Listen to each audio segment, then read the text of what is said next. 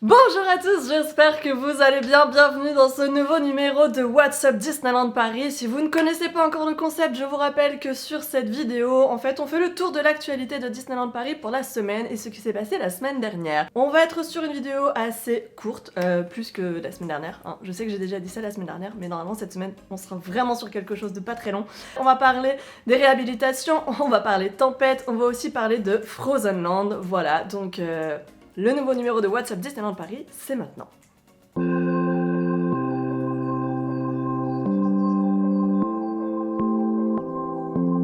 Allez, si vous ne me connaissez pas déjà, je m'appelle Maureen, je fais des vidéos sur Disneyland Paris et sur Disney, des vlogs Disney, des food tours, des hôtels tours, voilà, on fait le tour de Disneyland Paris en vidéo, je vous fais découvrir la destination et je vous donne des conseils et des astuces pour préparer vos séjours là-bas. Vous pouvez aussi me retrouver sur hellodisneyland.com qui est mon blog et sur lequel vous allez retrouver toutes les astuces et bien plus encore que vous allez voir sur mes vidéos. Aujourd'hui, il n'y a pas beaucoup d'actualités cette semaine, on est sur une période assez calme, on est en vacances scolaires, donc il y a beaucoup de monde en ce moment à Disney, mais ça c'est normal, je vous l'ai dit la semaine dernière. On commence tout de suite cette vidéo par les actualités, un peu événements si tu veux. On va notamment parler de la soirée passe annuelle du 13 mars prochain qui est complète. Voilà, c'est fini. Il n'y a plus de place. En même temps, genre l'info elle est tombée juste quand j'ai publié le WhatsApp de la semaine dernière. Donc ça fait une semaine qu'on sait que la soirée est complète. Pour rappel, cette soirée s'appelle Disneyland Park Adventures et sera donc sur le parc Disneyland le 13 mars prochain. Et donc ça va être une soirée a priori plutôt très immersive avec une vraie mise en valeur de l'ambiance de tous les lands avec des performeurs, voilà, des spectacles inédits. Vous savez que sur les soirées passes annuelles, le programme en général il tombe une semaine avant, hein, voilà.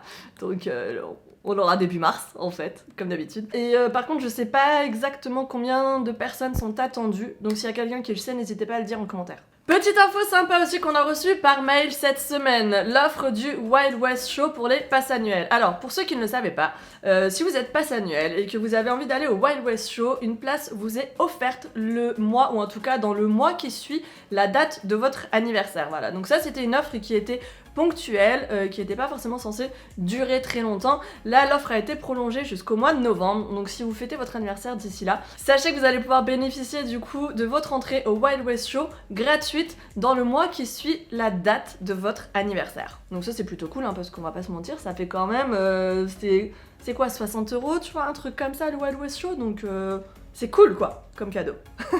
Autre info qui est tombée cette semaine aussi, on connaît l'invité d'honneur de la Disneyland Pride. Donc la Disneyland Pride, c'est la soirée, donc l'année dernière ça s'appelait la Magical Pride. Et là cette année ça va s'appeler la Disneyland Pride. Et donc c'est la soirée des diversités qui a lieu cet été à Disneyland Paris, donc le 6 juin prochain. C'est une soirée qui aura lieu au parc Disneyland cette fois-ci, on en a déjà parlé dans un WhatsApp précédent. Et donc on ne connaissait pas alors l'invité d'honneur, et donc l'invité d'honneur a été annoncé cette semaine par Disneyland Paris et il s'agira de Mika. Voilà, c'est lui que vous allez pouvoir retrouver sur scène pendant la soirée à Disneyland Paris. Donc si vous n'avez pas déjà vos billets, je vous remets le lien là en barre d'infos. Encore une fois, je vous invite à utiliser ces liens parce que moi ça me donne un petit coup de pouce et ça ne vous coûte rien à vous. Donc merci d'avance à vous si vous utilisez les liens qui sont dans la barre d'infos. Vous avez été quelques-uns aussi à me parler de cette information sur Instagram notamment, où on a reçu en fait le mail là ce week-end à propos du service Photopass qui va évoluer au 1er avril prochain. Alors il n'y a pas d'inquiétude vraiment à avoir, en fait c'est juste que du coup Disneyland Paris va reprendre la main sur le service Photopass qui était jusque-là géré par Fujifilm. Par contre il y a une petite manip à faire si vous êtes Photopass ou Photopass annuel en l'occurrence, c'est que il faut que vous donniez l'autorisation à Fujifilm de transférer vos données personnelles et donc vos photos existantes aussi à Disneyland Paris pour qu'ils puissent continuer à enregistrer vos photos et que le service puisse se faire, en tout cas que le suivi se fasse automatiquement au moment de la transition et que vous ne perdiez rien. Voilà, cette petite manip elle est très facile à faire, vous ouvrez le mail que vous avez reçu, vous cliquez sur le lien, vous dites que vous autorisez du coup l'accès à vos données. Et après, voilà, c'est tout bon. Donc ça, qu'est-ce que ça veut dire concrètement? Pour l'instant, on n'a pas vraiment l'info précise, mais a priori, ça sera certainement comme on peut voir, tu vois, sur les parcs américains, à savoir que là, jusque-là, c'était une application à part avec un service qui était assuré par Fujifilm. Voilà, le Photopass, ça fonctionnait comme ça. Là, ça sera peut-être toujours une application à part, mais sauf que ça sera quelque chose qui sera géré directement par Disneyland Paris. Donc peut-être que ça va directement arriver dans l'application de Disneyland Paris plutôt que dans un service à part. On sait pas encore. Rendez-vous le 1er avril prochain pour plus d'infos. Ensuite, petite info qui est tombée aussi ce week-end. Alors, c'est vrai qu'en ce moment on parle beaucoup de l'extension des Walt Disney Studios. On va y revenir par rapport au Land Frozen, justement, au Land Reine des Neiges qui a été dévoilé la semaine dernière. On parle beaucoup de ça, ce qui fait du coup un peu ressortir le souvenir du 3e parc, tout ça. Et donc là, ce week-end, le Parisien a fait un article dans lequel ils expliquent que la convention de 1987 qui lie Disneyland Paris à l'État français et qui les oblige à sortir en 3e parc là incessamment sous peu, cette convention a été... il y a eu un nouvel avenant qui a été appliqué, c'est le 9e avenant à la convention, qui a rallongé la date limite de sortie d'un 3e parc. Donc elle a rallongé de 10 ans, ça veut dire que là la date limite pour la sortie d'un 3e parc elle a été reportée à 2036 et qu'elle pourra encore être ajustée tant que le cap des 22 millions de visiteurs n'est pas atteint par Disneyland Paris, sachant qu'aujourd'hui on est à 15 millions de visiteurs. Donc même avec l'extension des Walt Disney Studios, je suis pas sûre qu'on atteigne vraiment ces 22 millions de visiteurs, mais en tout cas le projet de 3e parc est une nouvelle fois repoussé à 2036 pour l'instant et potentiellement encore plus. Voilà, donc je sais pas comment on peut prendre le truc, s'il faut se réjouir dans le sens où on a quand même l'extension déjà des Walt Disney Studios qui va être assez importante et qui remplacera largement l'arrivée d'un 3e parc, ou s'il faut du coup être un peu triste, dites-moi vous en commentaire ce que vous pensez de cette information là. C'est vrai que 2036 ça commence à faire loin quand même, ça commence vraiment à faire loin pour un 3e parc. Autre petite info, autre petite actu de la semaine, je voulais revenir là-dessus même si on en a un petit peu parlé la semaine dernière déjà au moment de la tempête Ciara. Donc là cette semaine c'est une tempête qui s'appelle Denis. Alors je sais pas où ils trouvent leur nom, hein. Je sais pas comment ils font pour choisir les noms des tempêtes, mais cette semaine donc il y a eu la tempête Denis qui a pas mal soufflé encore ce week-end à Disneyland Paris, qui a provoqué bien sûr, comme on en parlait la semaine dernière pour Ciara, des interruptions de spectacles, des annulations de parades, des services minimum. Par exemple pour Illumination il n'y a pas eu d'effet pyrotechnique, on était seulement sur un mapping. Pareil pour le spectacle nocturne de Star Wars sur la Tour de la Terreur le soir. Voilà, on est aussi sur des interruptions d'attractions qui sont en extérieur, donc par exemple Dumbo, Autopia, voilà, toutes ces attractions ne fonctionnent pas quand il y a beaucoup de vent, parce que c'est dangereux et aussi parce que ça met un peu en péril les infrastructures, donc c'est vraiment pour des raisons de sécurité. Donc encore une fois, voilà, c'est des choses qui peuvent arriver quand on est en séjour sur le parc à ce moment-là, c'est pas de bol, je sais, vous avez été quelques-uns à me dire que vous avez été victime de ça et que ça a un peu entaché votre séjour. Malheureusement, c'est le propre des intempéries, on n'y peut rien, et pour votre sécurité, encore une fois, rappelons-le, Disneyland Paris met tout en place pour qu'il n'y ait pas de problème. Voilà, c'est vraiment juste pour ça. Et pourvu que ça s'arrête un peu ce Geostorm là, ça suffit hein. Poser le chat, il est allongé, tranquille quoi. Avant-dernière petite actualité, donc l'arrivée cette semaine de Stitch en vampire à la photolocation des jardins de Phantom Manor. Donc jusque là en fait on avait Mickey dans son costume de fantôme. En fait, et là cette semaine c'est un nouveau personnage qui est arrivé à Disneyland Paris, à Frontierland, donc, et c'est Vampire Stitch, ou Stitch Vampire, je sais pas comment vous dites ça, on va dire Stitch Vampire, qui est très cute. Donc Stitch, ça faisait un moment qu'on l'avait pas vu du coup sur le parc Disneyland, donc là ça fait plaisir parce qu'il est de nouveau présent et on peut enfin aller faire sa photo avec lui parce qu'il était devenu un peu rare tu vois sur Disneyland, donc là c'est cool. Dites-moi si c'est un personnage, je vous remets sa photo juste là, dites-moi si c'est un personnage que vous avez envie d'aller voir ou si vous n'êtes pas plus emballé que ça par ce nouveau caractère parce que c'est pas un personnage que vous aimez ou parce que vous n'êtes pas plus conquis que ça par son costume. Moi je vous avoue que Stitch Vampire, je comprends pas trop la cohérence avec Phantom Manor, enfin... Mais bon, après voilà, hein, quand on aime les personnages, on se pose pas forcément ce genre de questions, mais tu vois, ça fait Halloween sans... Enfin, je sais pas, ça me laisse un peu perplexe, tu vois. Donc dites-moi si vous allez avoir Stitch comme ça en personnage en vampire, ou si vous êtes pas du tout emballé par cette idée-là. dernier actu événement de Disneyland Paris cette semaine, donc on l'a vu parce qu'ils ont publié donc les nouveaux calendriers Fastpass, enfin Ultimate Fastpass et Super Fastpass, qui pour rappel sont les Fastpass payants de Disneyland Paris, sur lesquels donc ils listent en fait les attractions que vous allez pouvoir faire en fonction du Fastpass que vous avez sélectionné. Et donc dans la liste des attractions que l'on peut faire d'habitude, il y a Buzz Lightyear Laser Blast, et là Buzz Lightyear Laser Blast est toujours listé, mais il est listé à partir du 1er août 2020, ce qui veut dire donc que l'attraction ne sera pas ouverte avant le 1er août 2020. Donc on annonce bien sûr du coup une ouverture pour ce jour-là. Donc vous avez été quelques-uns à me dire que vous venez fin juillet, tout ça, est-ce qu'il y aura des soft openings? Je ne peux absolument pas me prononcer là-dessus. J'ai envie de vous dire oui, mais pour autant ça n'engage à rien. Donc ça peut être le cas comme non.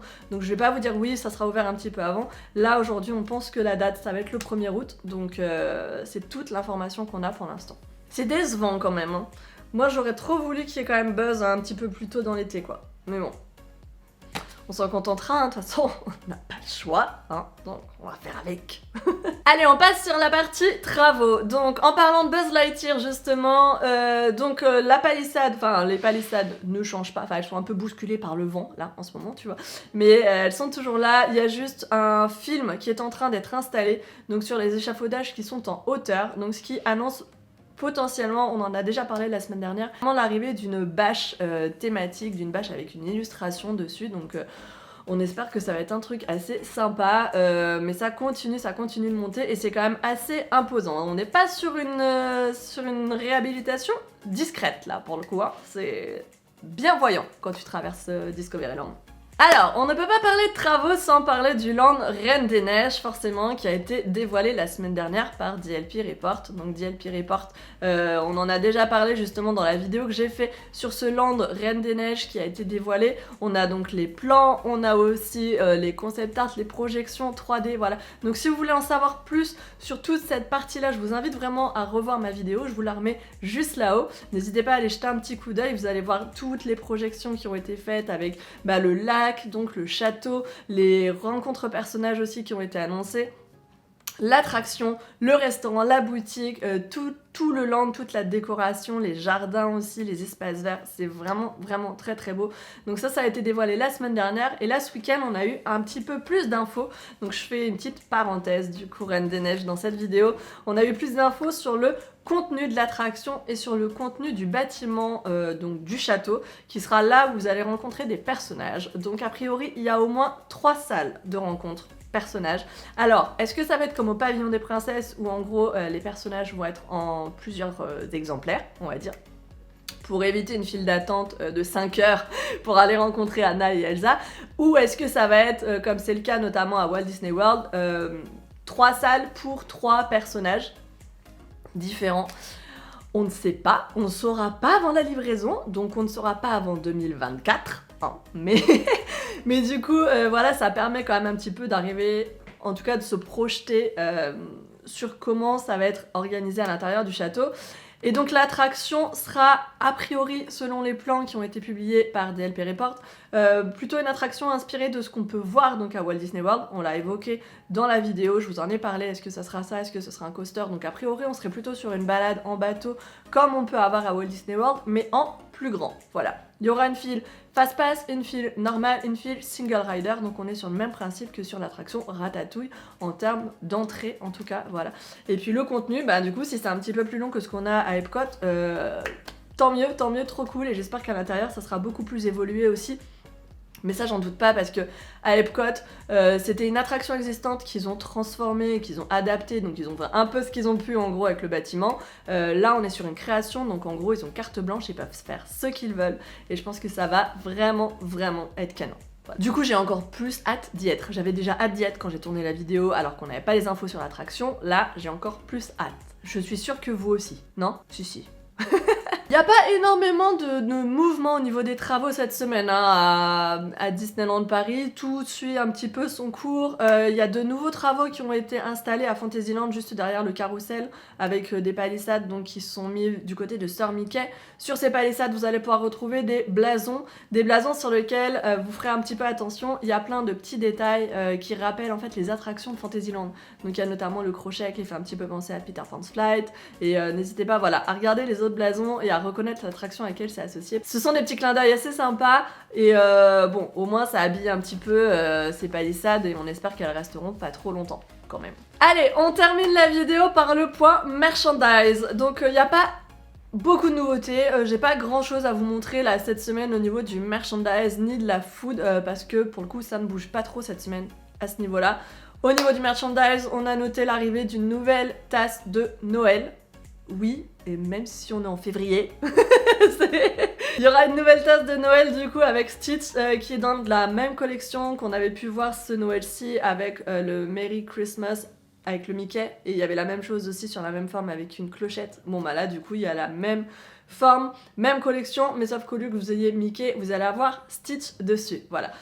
Bon, février c'est vrai que c'est tôt pour commencer à recevoir des trucs de Noël prochain, tu vois, voilà. Pourquoi pas, tu vois. Mais après du coup moi je me dis mais février ça se trouve c'est quoi? Ils avaient commandé des trucs là pour Noël et puis ils les ont pas reçus puis ils les ont mis maintenant. Enfin je sais pas. Voilà. Dites-moi ce que vous en pensez vous en commentaire. Et surtout dites-moi si la tasse vous tente. Tu t'endors Neko? Elle lutte, elle en peut plus, elle est au bout de sa life. Dernière news aussi, donc là Disneyland Paris a publié cette semaine un guide, alors nous on les a eu en version PDF sur Inside Ears, donc un guide Merchandise and Food sur les saisons actuelles à Disneyland Paris, donc un sur les légendes de la force qui sont au Walt Disney Studios et un sur la célébration de la Reine des Neiges qui a lieu au parc Disneyland, voilà. Donc nous on les a reçus au format PDF, ces guides ce sont ceux-là, voilà. Mais vous allez aussi pouvoir les retrouver vous au format papier, ce sont des petits dépliants qui se présentent comme ça et qui sont à récupérer à City Hall, à Studio Services, vous allez aussi les retrouver dans les hôtels Disney à la conciergerie, voilà. Donc si vous voulez jeter un œil sur ces petits dépliants, déjà ils sont très très beaux, donc là-dessus ils ont fait un super boulot et surtout c'est quelque chose qui va vous aider à mettre la main sur toutes les nouveautés food et merch de la saison, sur les thèmes de la saison surtout, donc ça c'est vraiment cool et vous allez enfin pouvoir savoir facilement où aller chercher les choses parce que c'est écrit sur ces petits plans là, voilà. Donc c'est des choses qui sont gratuites, n'hésitez pas à aller les récupérer à l'hôtel ou à City Hall et à Studio Service au Walt Disney Studio et ça va vraiment vous aider dans votre visite en tout cas je pense quand vous serez à Disneyland Paris pour ces saisons là. Ah ça y est du coup tu miaules maintenant. Elle est blasée. Je l'ai affichée en train de s'endormir, elle est saoulée. C'est tout pour cette vidéo. Je vous ai dit qu'on serait sur un format un petit peu plus court aujourd'hui. Après j'ai parlé un peu vite parce que vous êtes beaucoup à me dire ça aussi, que je parle assez vite dans ces vidéos là, mais sinon on fait des vidéos qui durent 45 minutes hein les gars, à un moment tu vois. Donc du coup j'essaie de parler un peu vite pour vous donner un maximum d'infos avec un minimum de temps. Alors je suis pas sûre d'avoir le temps de sortir une nouvelle vidéo cette semaine, voilà je n'ai pas sorti la vidéo que je voulais sortir le week-end dernier, j'ai pas eu le time. Je vais essayer d'en sortir une cette semaine mais franchement je ne vous garantis rien. Ensuite la semaine prochaine il y a les vacances qui commencent à Lyon donc ça va être compliqué. Mais le WhatsApp de lundi prochain sera bien là, ne vous inquiétez pas, j'ai bien prévu de le tourner, j'espère qu'il y aura des choses à dire. En attendant si vous avez des questions, s'il y a de l'actualité que vous voyez passer et que vous avez envie de voir dans le prochain WhatsApp, n'hésitez pas à me le dire en commentaire, du coup je rebondirai parce que je lis vraiment vos commentaires sur les WhatsApp Disneyland Paris, c'est hyper intéressant à chaque fois de voir les retours, les impressions, les choses qui vous intéressent le plus, voilà, les informations qui sont les plus importantes pour vous. Donc voilà, dites-moi tout ça en commentaire et en attendant, je vous retrouve peut-être dans la semaine, sinon lundi prochain pour un nouveau WhatsApp Disneyland Paris.